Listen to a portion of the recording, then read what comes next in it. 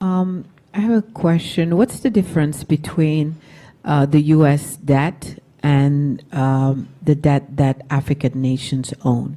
Because the U.S. debt doesn't keep the U.S. from being one of the leading powers of the world, but then African nations can't make it because of that debt that is strangling them.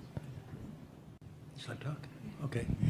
The first question is a very important question. What makes African and third world debt different from the American debt?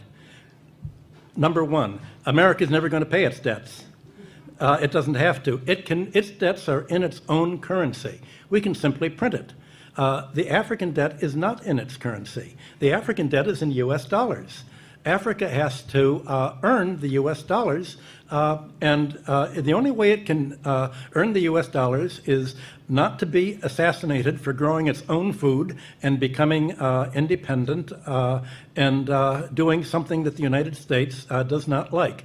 The principle underlying the foundation of the World Bank, the International Bank for IBRD, research, the World Bank, is that no country should grow its own food. Africa and the third world should only grow export crops.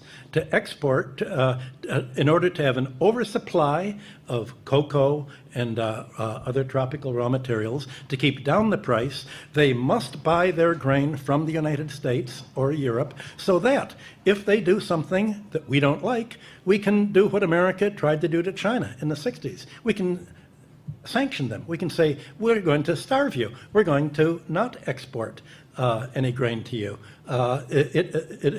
So owing their foreign debt in dollars means that they have to somehow sell something that the United States wants, not what they want. I think the most evil organizations in the world today are the World Bank and the International Monetary Fund. And my book, Super Imperialism,